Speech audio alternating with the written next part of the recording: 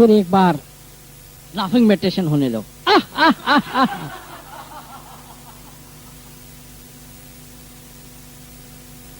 आप लोग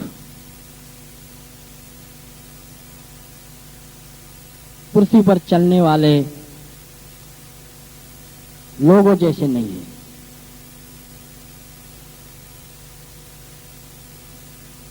भोजन बहुत सुस्वादु हो और वो गृहिणी नमक डालना भूल जाए तो वो भोजन मिट्टी हो जाए। उसी प्रकार अशोक राज के साथ स्वयं के बोझ से जुड़े हुए इस पृथ्वी के आप नमक हो।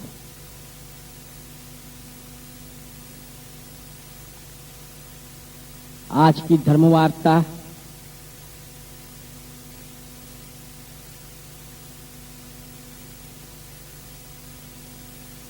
मुक्त पुरुष का, जिसने जाना है, उसका एक सूत्र है। और ये मेरी इस सूत्र की 40 वर्ष की खोज के उपरांत जो मर्म मैंने अनुभव किया है, और आप में से भी कुछ सिद्धों ने उसको अनुभव किया। सूत्र यह है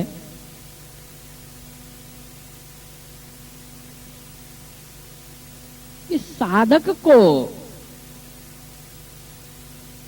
महारोग न बद्धति।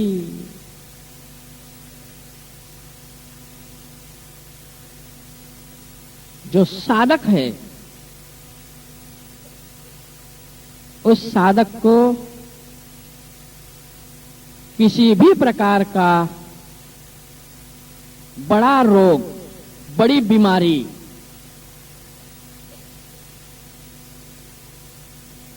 उसको बाधित हो नहीं सकती है,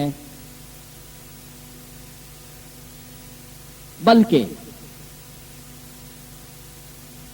वो उसको वरदान हो सकती है और वरदान होती है। परंतु मैंने देखा है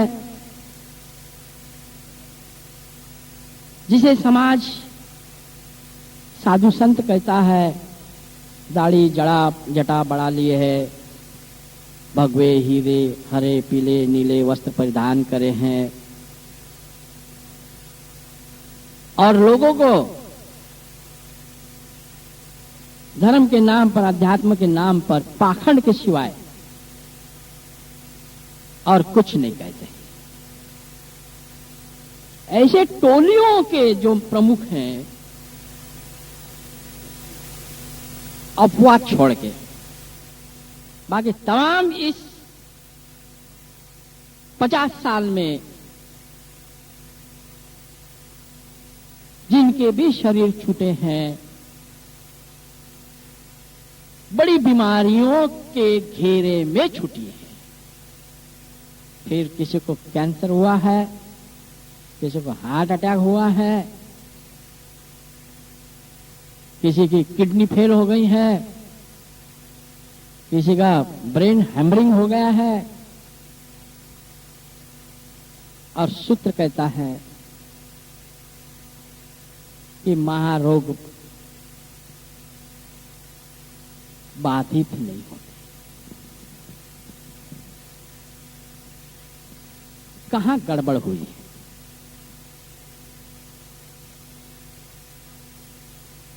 आप ध्यान के मर्म को काफी गहराई से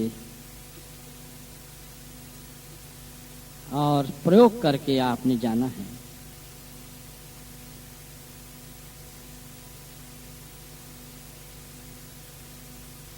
कि अपने को साधक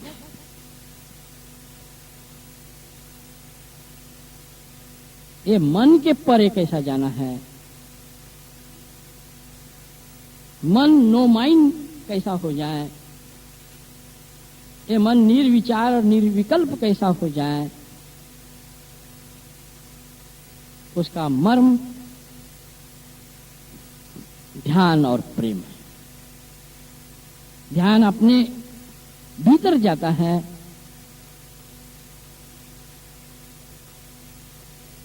और उसकी सुगंध जब व्यक्तियों से संबंध होता है तो करुणा और मैत्री और कृतज्ञता भार प्रकट होती है।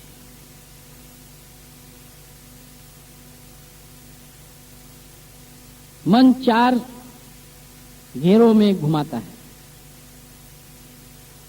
एक अतीत में या भविष्य में, राग में या द्वेष में।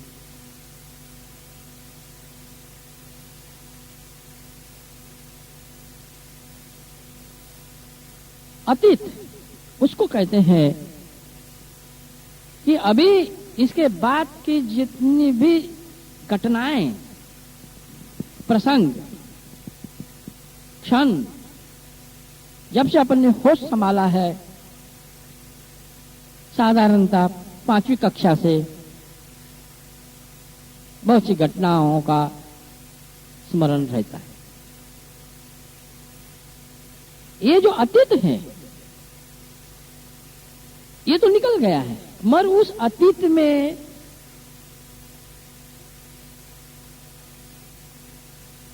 चार प्रकार की घटनाओं का प्रभाव और प्रभाव अज्ञानता के कारण, बोध न रहने के कारण वो घना और घना और घना करते जाता है। अतीत को पोषना पड़ता है। अतीत से जो चिपकाव हो जाता है उस चिपकाव को पोष डालना पड़ता है और पोषने की कला वो मिट जाए, उसका चिपकाव मिटना बहुत आवश्यक है। अतीत की घटनाओं का चिपकाव नहीं मिटेगा और बल्कि और घना करते जाएंगे तो आप भीतर गोता नहीं खा सकते, भीतर प्रवेश नहीं हो सकता। तो ये अतीत की जो घटनाएं हैं इसको पोषने के लिए कोई राम राम का बोल रहा है, कोई मंत्र जाप बोल रहा है, कोई गायत्री बोल रहा है, कोई शास्त्र पठन पाठन कर रहा है, व्रत उपास कर रहा है। इससे ये पोषे नहीं जाता है, पोष नहीं सकते और पोषना बहुत आवश्यक। चार घटनाओं का हर व्यक्ति के जीवन में घटना घटती ही है, घटती। पहली घटना घटती है धन और पद के संबंध। कुछ पद अपने को मिलने वाला था, कुछ धन अपने को मिलने वाला था, परंतु किसी ने बीच में टांग लगा दी, फिर वो पास का व्यक्ति हो या दूर का व्यक्ति हो, किसी व्यक्ति ने, और वो धन निकल गया, वो पद निकल गया, मगर उसका असर छोड़े। तो जब भी अपन ध्यान में बैठते हैं तो बीती हुई घटना को स्मृति बोलते हैं, वो प्रकट होती है। वो जब प्रकट होती है, और वो कभी भी प्रकट हो सकती है, आप अकेले बैठे हैं, नहा रहे हो, थोड़ा सा आप विश्राम में हो, तो वह प्रसंग मन प्रकट करता है। तो उस वक्त में बोध के साथ जो हो गया, उसकी तरफ दुर्लक्ष्य करना है और उस व्यक्ति को उसके प्रति कोई द्वेष, ईर्ष्या, घृणा को प्रकट न करते हुए उसका भला हो, ऐसा प्रेम पूर्ण बोलते हुए उस प्रसंग को पोषना होता है। ये एक मर्म, ये पोषना पर इसी प्रकार से पोषा जा सकता है, वरना नहीं जाता है। एक प्रसंग। दूसरी घटना,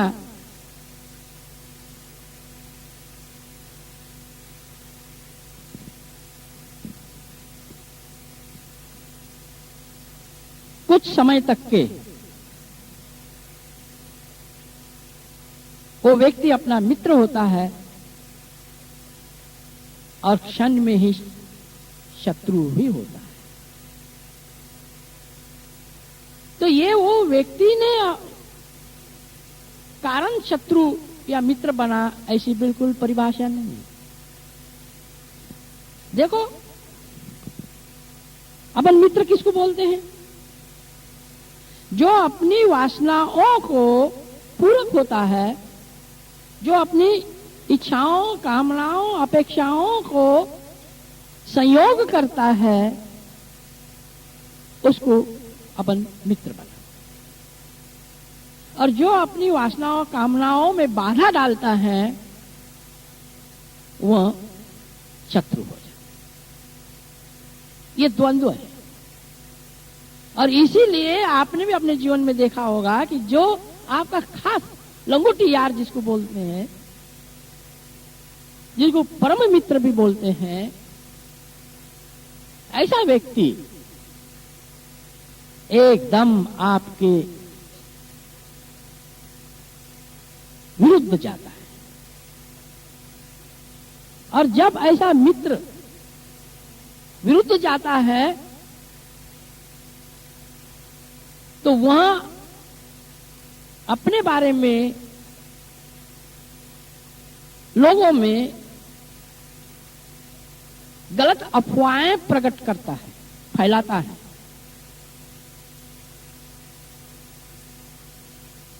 और नहीं, वो लांछन लगाता है।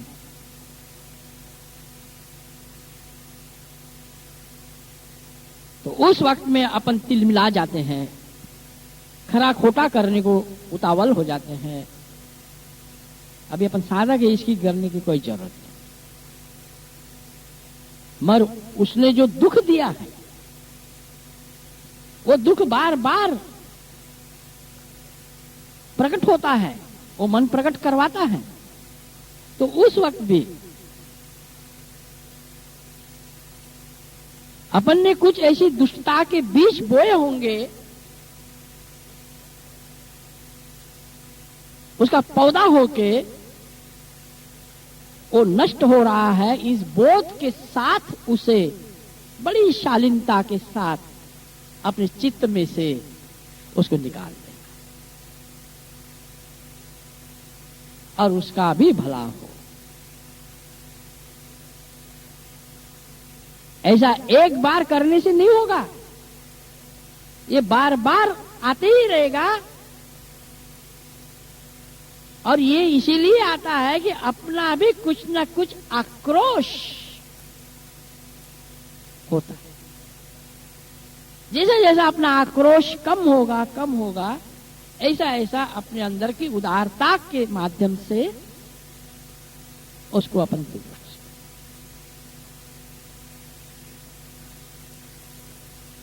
ये दूसरी घटना। तीसरी घटना, हर व्यक्ति किसी ना किसी व्यक्ति पर जी लगाता ही है, जाने अनजाने भी जी लग जाता है।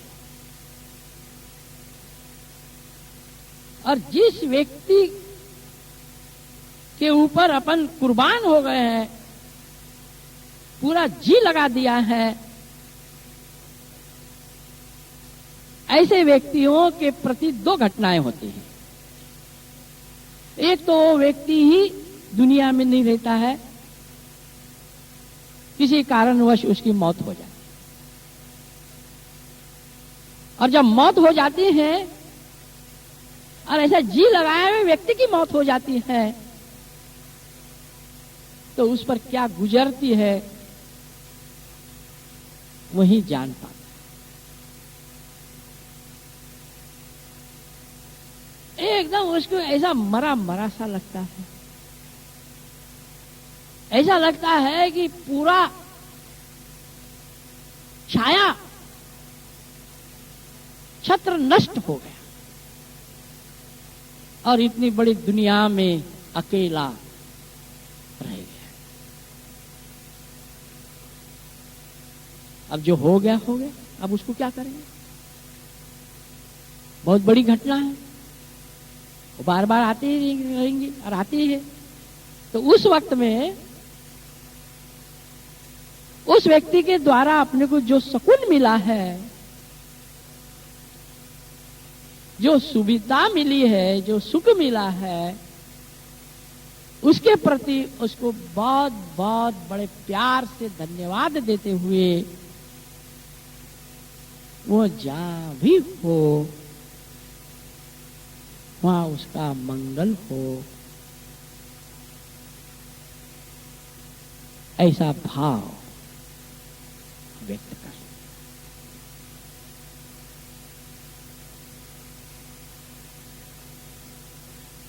फिर इसी की दूसरी बाजू है कि जिस पर जी लगाया है वही व्यक्ति जंग जोरू और जमीन तीन के लिए झगड़े रहते,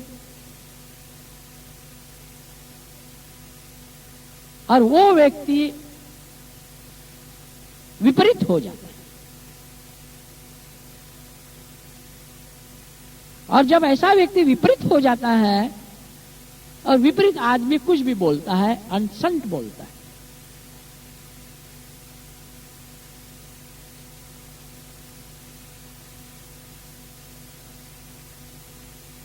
अभी कोई भी कार्यक्रम में, सार्वजनिक कार्यक्रम में नेता लोगों को बहुत गालियां देते हैं, और जितनी कोई दुनिया में निम्न से निम्न स्तर गालियां होंगी वो सब नेताओं को देते हैं। अब इतनी गालियां देने की क्या जरूरत है?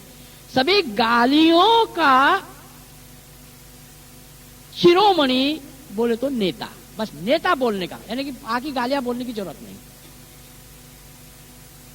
नेता बोले क्या सब गालियां आ गई, इतना क्या लंबा चौड़ा 5-25 गालियां देते बेटा उसको नेता। तो ऐसा वो व्यक्ति जब विपरीत हो जाता है तो वो भी अपने को कुछ बोलते हैं, नाक में के बाल जल जाएंगे, इस प्रकार से अपने हृदय की चालनी कर देते। फिर इसके लिए क्या? द्वेष से द्वेष ही बढ़ेगा, हिंसा से हिंसा बढ़ेंगी, घृणा से घृणा बढ़ेंगी। उन्हीं बोध के साथ उसको भी क्षमा कर और उसका भी भला।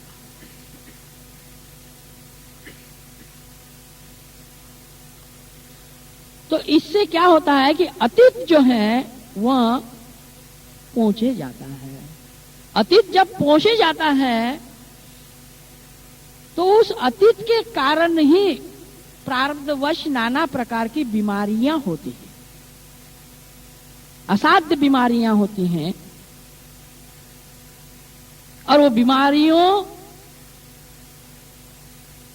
के निमित्त से ही उसका शरीर छूटता है फिर, और उसको शरीर लेना पड़ता है। ये तो अपन ध्यान कर रहे हैं, अपन साधक हैं, तो इस पोषने से क्या होता है कि वो कर्म का जाल मिट जाता है, और कर्म का जाल मिटने से जो कुछ भी बड़ी बीमारी आगे चल के होने वाली है वो बीमारियों का क्षालन भी ये मेडिटेशन से इस प्रकार की दृष्टि से होता है। इसलिए कहा जाता है कि meditation is a super medicine.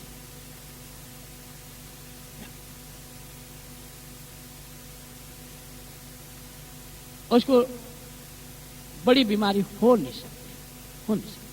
जो बड़ी बीमारी जो होती है, ये जो अतीत में जो घटनाएं घटती है ना, इस घटनाओं के कारण होती है।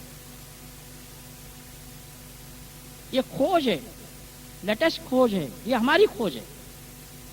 आपको भी अनुभव आ सकता है, आप जब करेंगे आपको अनुभव। और इस प्रकार से अपन जब पहुंचते हैं तो अतीत मिट जाता है। जिसका अतीत मिट गया,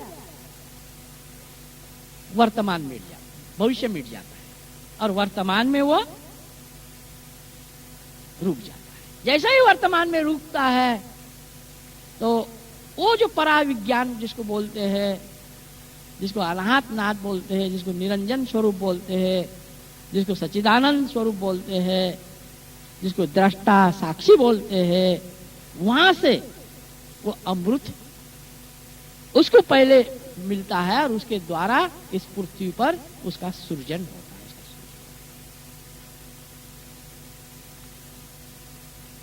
पर ऐसा करते करते ही इसको पहुंचते क्या होता है कि एक कड़ी उसके इर्द गिर्द बाकी सब भविष्य चलते रहता है, वो निकलती है। उसको भी अपने को भस्म करना पड़ता है बोध के साथ। वो कड़ी ये निकलती है कि पहुंचते क्या होता है कि पूरा पोषे नहीं जाता ना। पूरा पोषे जाए तो वो कड़ी उसमें से निकले ही नहीं है, और भविष्य बर्बाद ना हो, तो उसमें से कड़ी निकलती है। वो कड़ी निकलती है, उसको मैंने रोश नाम दिया। रोश, उसको हिंदी में खुन्नस बोलते हैं। खुन्नस, रोश को ही खुन्नस बोलते हैं। और वो खुन्नस के कारण क्या हो जाता है, और खुन्नस इसलिए होती है, कोई व्यक्ति घूम घूम के इधर ही आना है कि जो बहुत बोले तो अपन ने उसके लिए तन मन धन अर्पित कर दिया है, पूरा जीवन समर्पित कर दिया है, और ऐसा समर्पित किया जिसके प्रति वो व्यक्ति अपने अहंकार के पूर्ति के लिए अपने को ठुकरा देता है, तब रोष निर्माण। एक बड़ी ही प्यारी पिक्चर की कहानी है, पहेली। देखा क्या, किसने देखा पहेली? अमोल पालेकर। हाँ, अब उसका ज्यादा नहीं बताता, बीच का बात। वो शाहरुख खान है और दूसरी एक हीरो है। अब वो क्या, वो राजस्थान से वो शादी करके लाता है। शादी करके लाता है, शादी वगैरह हो जाती है, अभी घर सुहाग रात का अभी प्रसंग होने वाला है। अब ये इसने ठहराया कि मैं इतना इतना धन कमा के लाऊंगा और उसके बाद फिर मूलाधार का उद्घाटन करूंगा अपनी भाषा में। और उसने बोला कि बोले मैं अभी ये नहीं कर सकता, हनीमून नहीं मना सकता, मैं 3 वर्ष जाऊंगा, मुझे बहुत धन कमा के आऊंगा, लाऊंगा, और फिर मजे से फिर अपन। और वो निकल गया। हाँ हाँ, हनीमून को नहीं गया, मनीमून को गया, बराबर। अब वो गया ना, तो जंगल से जा रहा था, एक बड़ा पीपल का पेड़ था, उसके ऊपर एक भूत रहता था। ये हो ना हो, इसके मुद्दे की बात मैं बताऊंगा, बाकी कथानक को छोड़ देना। तो उसने देखा और उसने जाना कि अभी ये तो चले जाना, 3 साल तो कुछ आने वाला नहीं है। और वो भूत को तो क्या, किसी का भी वेश परिधान कर सकता है वो, तो उसको लगा कि चलो अपन परिधान कर लेंगे, इसको जान दो, मनीहुन को अपन करेंगे हनीमून। और वो उसका वेश परिधान करके घर में आ गया, तुरंत ही आ गया। बाप ने बोला कि भाई अभी तू गया था ना, अभी कभी आ गया। बोले वो ऐसा हो गया, बोले कि बीच में एक साधु महात्मा मिला। उसने पूछा, बेटे कहाँ जा रहे हो? बोले मैं धन कमाने को जा रहा हूँ। अरे धन कमाने 3 साल?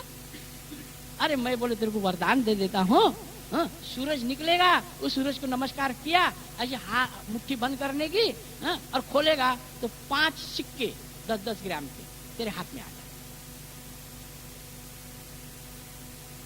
तो बोले मैं वापस आ गया। अब तो ये तो भूत था ना, बाप भी पहचान नहीं सका उसकी जैसी शक्ल नक्शा वगैरह, बातचीत बोलना वगैरह सब, आवाज वगैरह सब।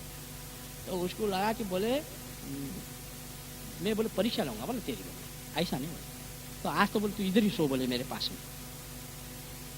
और फिर दूसरे दिन सुबह में बोले वो 5 आंसू ला। अब ये तो क्या भूत ही था, इसने ऐसा नमस्कार किया, ऐसा हाथ बंद करके फिर निकाला 5 आंसू सिक्के मिल गए। बाप को लगा कि भाई दे तो अच्छा है। अरे बोले साधु महात्मा ऐसे तो आशीर्वाद देते नहीं है। बोले देखो कहाँ से साधु महात्मा मिल गया। बोले वो बोले आपको क्या करने के सिक्के है ना। फिर ये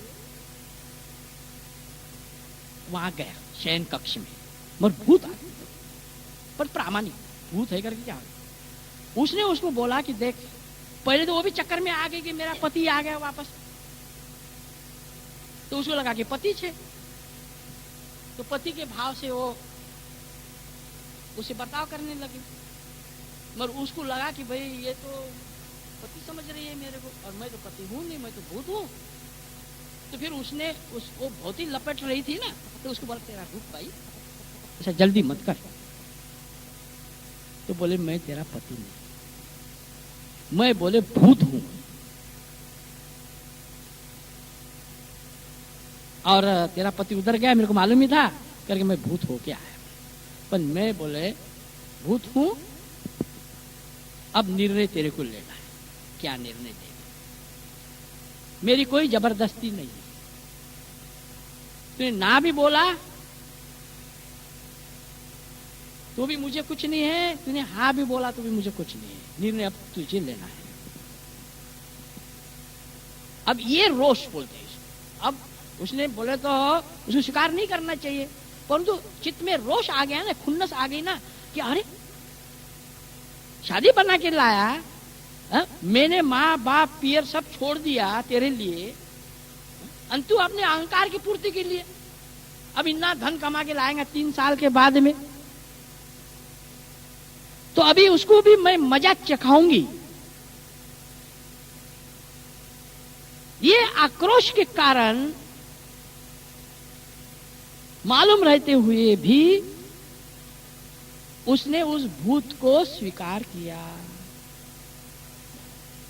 रोष, खुन्नस, अरे क्या मजा चखाना। मेरे को लगता है कि क्या ऐसे तो दया के पात्र लोग हैं, उनको क्या मजा चखाने। अच्छा उसको मजा चखाते चखाते पर अपना सत्यानाश हो गया ना, क्या फायदा। तो रोष, तो ये जब अपन ध्यान में बैठेंगे, उसको दूरी रखते हुए देखेंगे, तो फिर वो बात धीरे धीरे धीरे धीरे दूर।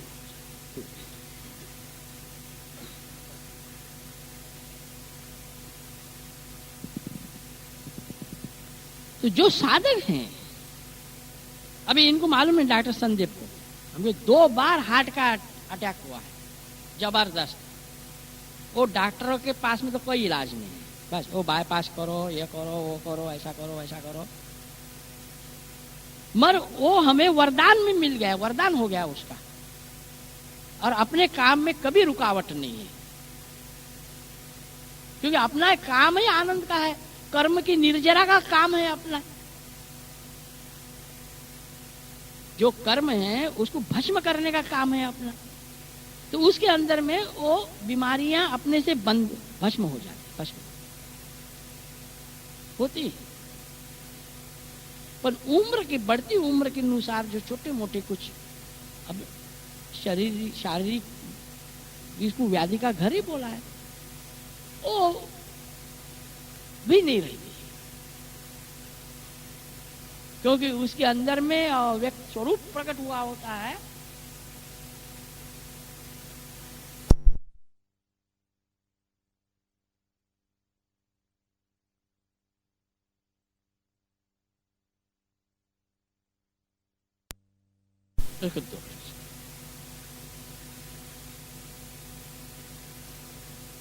ऐसा जीवन मिला है कि जिसके अंदर में अमृत प्रकट हो सकता है। और आप लोग में तो निश्चित ही हो सकता है, क्योंकि काफी वर्षों की यात्रा है और बोध का दिया जला है अंदर में। धर्म न हिंदू होता है, न जैन होता है, न बौद्ध होता है, न ईसाई होता है। धर्म इससे कोई संबंध नहीं है। आपके भीतर जो छिपा चैतन्य है उसका प्रगटीकरण, उसका आविष्कार होना बोले तो वो धर्म। अभी भी आपके अंदर में वो चैतन्य है, परंतु वो चैतन्य कुछ अनुपात में है। जैसे कहने को गए उदाहरण के तौर पे 10% चैतन्य है और 90% ये मन है। ये मन कार्य कर रहा है। कल का जो 31 दिसंबर का जलसा देखा है वो मन ने, मगर आज यहां पर आया है वो चैतन्य ने। इस मन को अधर बेल बोलते, अधर बेल या अमर बेल भी बोलते हैं। आपने देखा होगा पीपल के पेड़ पर बेल होता है, वो बेल की जड़ें नहीं होती है, वो बेल जो है वो बड़े पेड़ को छा जाता है और वो पेड़ से स्वयं को जिंदा रहने के लिए रसपान करते रहता है और इतना रस लेता है ताकि वो पेड़ भी न सूखे। क्यों? पेड़ सूख जाएगा तो वो भी सूख जाएगा। तो ये जो मनुपुत्र माता के गर्भ से जिसका भी जन्म होता है उसको मनुपुत्र बोलते, उसको जीव बोलते। और सद्गुरु जब आपको बोध कराता है तो सद्गुरु के सानिध्य में सद्गुरु ने दिए हुए बोध से अपना अवतरण होता है। वो अवतरण होता है, यानी किसके अंदर में प्रकट होता है।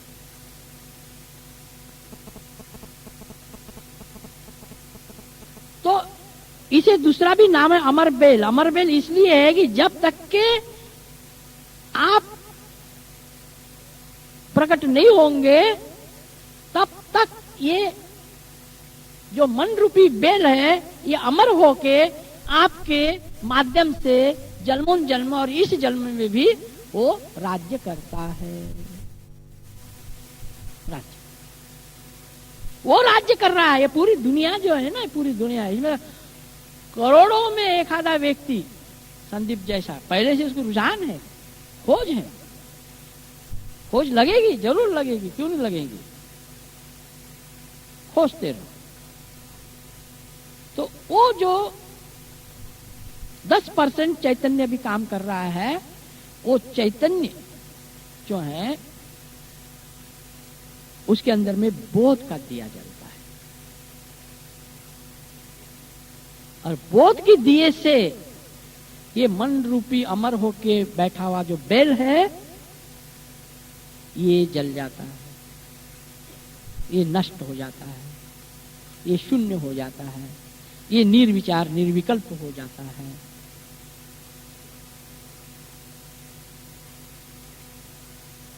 परंतु ये बोध उन दो प्रकार के भारतीय समाज को उपलब्ध नहीं हो सकता है। इसलिए चैतन्यवान व्यक्ति बनना बंद हो गए। कौन से दो प्रकार के? एक प्रकार ये है कि कोई भी साधु संत कोई भी संप्रदाय का हो, उसके पास में जो भीड़ आ रही है, जो लोग आ रहे हैं, या मंदिर मस्जिद गुरुद्वारा में जो लोग जा रहे हैं, आप जरा देखो शाम को कौन से लोग जा रहे हैं वहां पे। भीड़ जो है वो दो प्रकार से जा रहे हैं और ये सदियों से अपने दिमाग में इन्हीं साधु महात्माओं ने संस्कारित किया है और उस वजह से जा रहे हैं। एक स्वयं स्वतंत्रता से थोड़ी जा रहे। तो एक भीड़ इसलिए जा रहे हैं, उनके दिमाग में ये संस्कार डाले हैं कि साधु संत के पास जाने से, मंदिर मस्जिद में जाने से, व्रत उपवास करने से, मंत्र जाप करने से, शास्त्र का पठन पाठन करने से अपने दुख, पीड़ा, दरिद्रता दूर होती है। एक दूसरा, जो जो भी अपनी कामनाएं हैं, अपेक्षाएं हैं, वो पूरी होती है। उसका लोभ बताए, लोभ और भय के कारण उसमें बोध नहीं प्रकट हो सकता। फिर तीसरा कि सुना होता है कि आत्मा प्राप्त होने से ये हो जाता है, परमात्मा प्राप्त होने से जन्म का कल्याण हो जाता है। इस दृष्टि को सामने रखते हुए आते हैं कि हमें आत्मा की प्राप्ति करनी है, हमें परमात्मा की प्राप्ति करनी है। और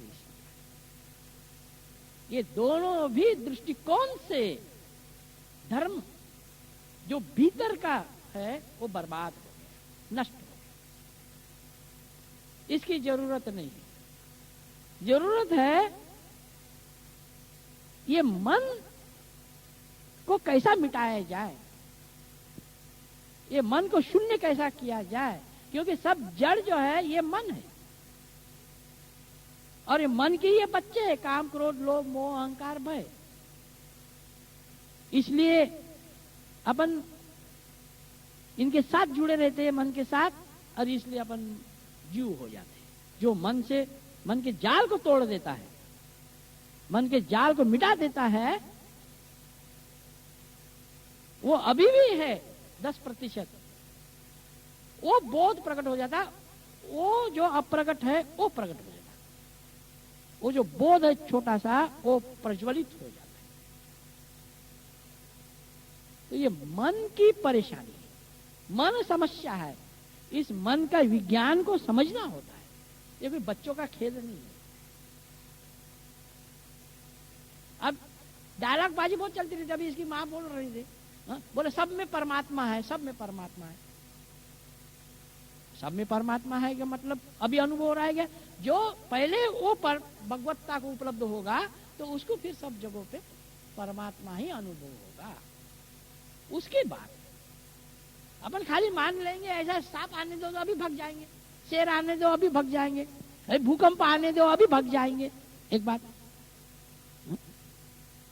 और फिर भूकंप में भी परमात्मा है, का कोई इधर उधर जाने का? सब में परमात्मा है ना। ये डायलॉग बाजी से कुछ नहीं होगा। मन और मन से दूरी रखो। ज्ञान आप सीखे हैं, इसका प्रयोग करो। तो ये अतीत को पोषने की जो कला है, जो विज्ञान है, इसी से ही जिन्होंने भी मन को मिटाया है, इसी मर्म से मिटाया है और धन्य हो गए। आप भी इस मन को मिटाते हुए धन्य हो, ऐसा शुभ आशीष देते हुए इस धर्म वार्ता को यहीं रोकते हैं। भी एक बार लाफिंग मेडिटेशन।